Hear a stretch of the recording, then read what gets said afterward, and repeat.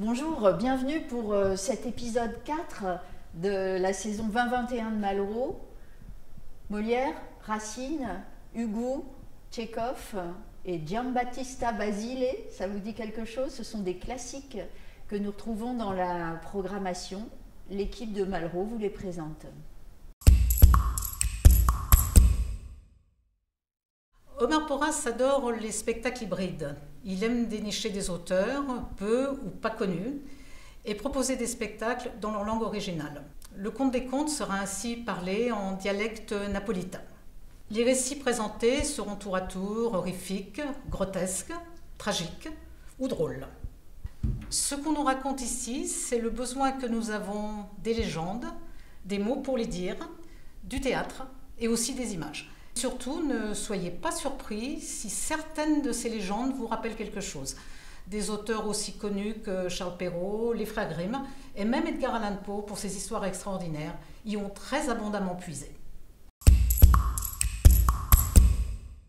Alors là, attention, grand classique, Molière, Georges Dandin, mais dans une grande version en plus. 4 chanteurs, 8 musiciens, 7 comédiens et Michel Faux à la mise en scène. Michel Faux qui joue dans le spectacle. Michel Faux, c'est vraiment ce grand comédien capable de tout, à la fois de toutes les exubérances et de toutes les finesses de mise en scène et de pensée sur ces pièces qu'on retrouve et ces grands classiques qu'on retrouve. C'est un grand spectacle avec la musique de Lully, le texte de Molière et une folie baroque qui va vous emporter. La Mouette de Tchekhov dans une mise en scène de Cyril Teste, c'est un spectacle qui n'existe pas encore, qui est en création. De Cyril Teste, vous aurez déjà peut-être découvert une exposition qui est Éden et qui ouvre cette saison 2021. Cyril Teste est un metteur en scène qui vient du théâtre, mais qui depuis très longtemps expérimente le théâtre, alors avec des vrais acteurs et de la vraie fiction, mais avec des moyens technologiques assez élaborés. On sera à la fois en train de suivre La Mouette au premier plan de la fiction et en même temps de découvrir le tournage du film de La Mouette qui se fera en direct sur le plateau. Cyril Teste est un grand metteur en scène d'aujourd'hui qui entraîne les spectateurs dans des belles aventures. Allez-y, suivez-le. Ne pensez pas venir voir Phèdre au théâtre, car vous allez découvrir l'histoire de Phèdre au théâtre. Romain Darol est incroyable, il joue à lui seul tous les personnages sur scène et ose même donner un accent marseillais à l'une des protagonistes. Hein? Ah non, elle dit pas, sinon ça rajoute un pied à l'alexandrin. Alors non, vous avez plutôt...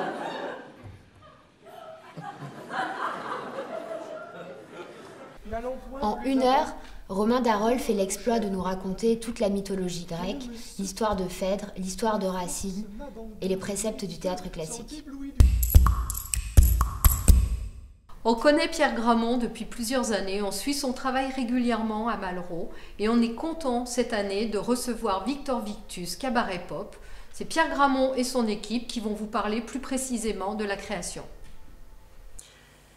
Victor Victus Cabaret Pop, c'est avant tout des textes de Victor Hugo, des poèmes, des extraits de discours, de ses journaux, mais des textes engagés, des textes révoltés.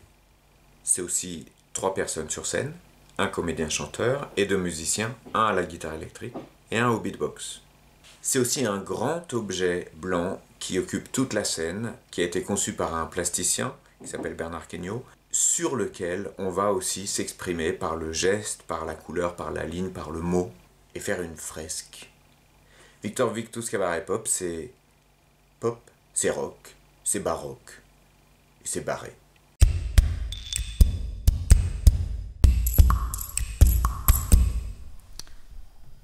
Il y a eu au TNP en 1993, c'était L'Homme qui.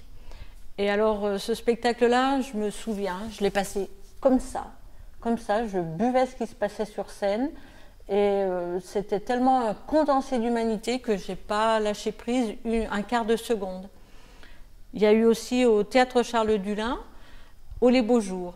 Et puis aussi il y a eu le costume le costume, ce spectacle sud-africain, je crois. Chaque fois, le souvenir que j'en ai, c'est d'avoir été époustouflée parce qu'il met en scène, ça paraît simplissime, et ce que l'on voit, c'est juste l'évidence. C'est juste l'évidence qui est montrée là. Alors, peut-être que vous allez vous dire, mais pourquoi why? Alors, why?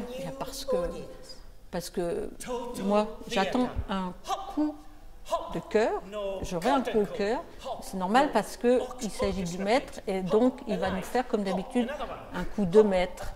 Et il n'y a qu'un mot pour ça, c'est son nom, c'est Monsieur Peter Brook.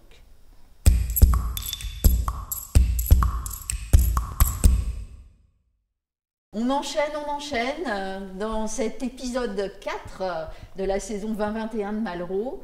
Et dans l'épisode précédent, nous avons vu des spectacles à voir en famille. On continue avec l'équipe de Malraux, ce voyage au pays du tout public.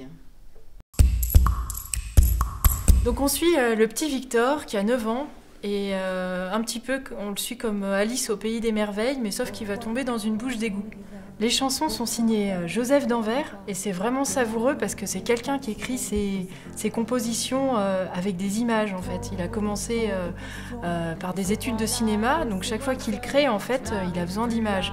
Et ça rend vraiment très bien dans le spectacle. Il ne s'adresse pas seulement aux enfants, il a vraiment un ton qui joue sur l'absurde et le tragicomique de la vie, donc voilà, ça nous parle à tous. Josette Baïs a créé le groupe Grenade il y a une vingtaine d'années. La particularité de ce collectif, c'est que ce sont tous des jeunes âgés de 7 à 18 ans. Avec Destin Ouest, que nous devions accueillir en mars dernier, nous allons retrouver une trentaine de danseurs sur scène qui reprennent 6 grands chorégraphes et qui traversent le monde de l'Occident à l'Orient. Alors Le Cocon, c'est un spectacle qui a été pensé par Adèle Augier et qui en termes de production est soutenu par Malraux-Chambéry. Il s'agit donc d'un spectacle sensoriel, immersif, qui nous plonge dans un nouveau terrain de jeu et qui combine le théâtre, la musique et les arts plastiques. Il y a une idée de permettre aux enfants, à travers cette immersion totale, d'accéder à des œuvres picturales autour de la thématique des animaux et plus particulièrement des animaux sauvages. On rentre comme dans un cocon et il y a vraiment une mise en scène qui est baroque et ça joue un petit peu avec nos repères temporels. On va presque se croire dans la Galerie des Glaces à Versailles, voire même à un moment donné, on peut s'imaginer dans l'Odyssée de l'espace. Et voilà, ça déstabilise le spectateur, ça le fait voyager dans le temps et finalement, quand on voit toutes ces œuvres, toutes ces images d'animaux, on pourrait presque se croire dans une nouvelle arche de Noé, puisqu'on va s'imaginer finalement, on peut s'imaginer que les animaux ont tous disparu et qu'il reste ces souvenirs-là d'eux. Et ça nous questionne, ça nous rappelle aussi la fragilité des différentes formes de vie qu'il y a sur Terre. Et c'est tout dans le thème de ce que nous propose la saison 2020-2021 cette année. Au départ, Les Grands, c'est né d'une idée un peu bête. J'avais envie de voir des gens grandir sur un plateau. Donc réaliser au théâtre quelque chose d'impossible dans la vie. Et donc de convier des enfants, des adolescents et des adultes à jouer le même rôle. Donc ça, c'était l'idée un peu de base du projet qui m'est venue comme ça. Et puis après, il y avait une deuxième envie. C'était celle de continuer à travailler avec Pierre Alféry, avec qui je travaille depuis plusieurs années. Et là, je me disais, j'ai vraiment envie de passer une commande à Pierre à partir de ce principe en lui posant la question, c'est quoi grandir, mais du point de vue de la langue aussi. Très vite, avec cette idée de forme et ce désir de voir des gens grandir, je me suis demandé quelle différence il y avait entre ces états, c'est-à-dire entre l'enfance, l'adolescence et l'âge adulte, que je considérais plutôt comme des états et pas plus. Je voulais pas faire une pièce, avec des rapports d'ascendance entre ces âges. Je voulais vraiment que cette pièce soit horizontale, c'est-à-dire prendre chaque période de la vie comme un état de fait. C'est pas mieux avant, ça sera pas mieux après probablement. C'est juste un autre état. Si je revoyais, je pense, mon enfant et mon adolescent, la première chose que je ferais, c'est juste de les regarder pour voir.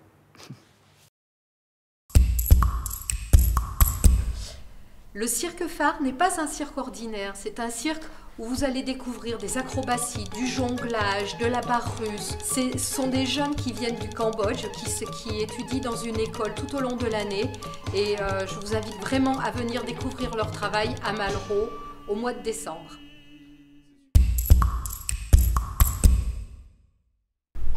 Bonjour à tous, je vous donne rendez-vous les 20 et 21 janvier 2021 à Malraux, scène nationale, pour Georges Dandin ou Le Mari confondu. À très vite.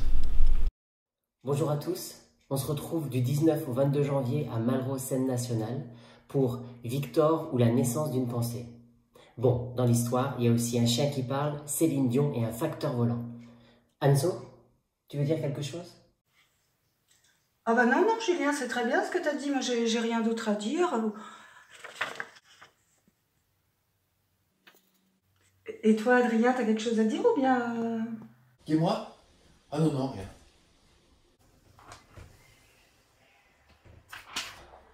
Et toi, Marie, t'as quelque chose à ajouter? Non, je vois pas. Non.